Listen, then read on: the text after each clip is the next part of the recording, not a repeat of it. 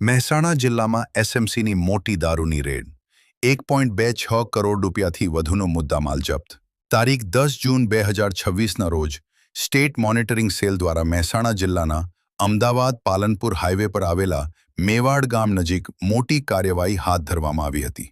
Red દરમિયાન પંજાબમાં વેચાણ માટેનો જથ્થાબંધ વિદેશી દારૂ IMFL ભરેલો એક આઈશર ટ્રક ઝડપી પાડીને કુલ 12,66,13,899 રૂપિયાનો મુદ્દામાલ જપ્ત કરવામાં આવ્યો છે.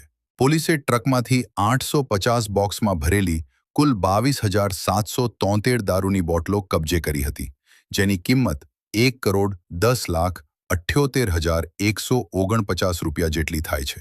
ઉપરાંત એક આઈશર ટ્રક, 2 મોબાઈલ ફોન, પશુચારા માટેના 175 કોથળા અને રોકડ રકમ મળી કુલ 1.26 કરોડ રૂપિયાથી વધુનો મુદ્દામાલ જપ્ત કરવામાં આવ્યો છે.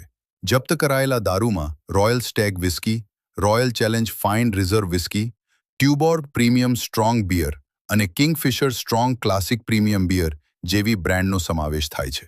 તમામ દારૂ પર ફોર સેલ ઇન પંજાબ ઓનલીનો ઉલ્લેખ જોવા મળ્યો હતો. આ મામલે ઘમંડા રામ ચેતન રામજાટ રહે બારમેર રાજસ્થાન નામના ટ્રક ચાલકની ધરપકડ કરીને તેને મહેસાણા તાલુકા પોલીસ સ્ટેશનને સોંપવામાં આવ્યો છે.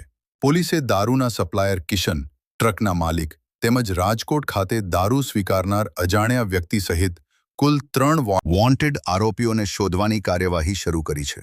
આ અંગે પ્રોહિબિશન એક્ટની વિવિધ કલમો તેમજ ભારતીય ન્યાય સંહિતા 2023ની કલમો હેઠળ ગુનો નોંધવામાં આવ્યો છે. રેડની કામગીરી એસએમસીના PSIV કે રાઠોડના માર્ગદર્શન હેઠળ કરવામાં આવી હતી. ગુજરાતમાં દારૂબંધી વચ્ચે કરોડો રૂપિયાના વિદેશી દારૂનો જથ્થો ઝડપાતા દારૂની હેરાફેરીના નેટવર્ક અંગે અનેક સવાલો ઊભા થયા છે.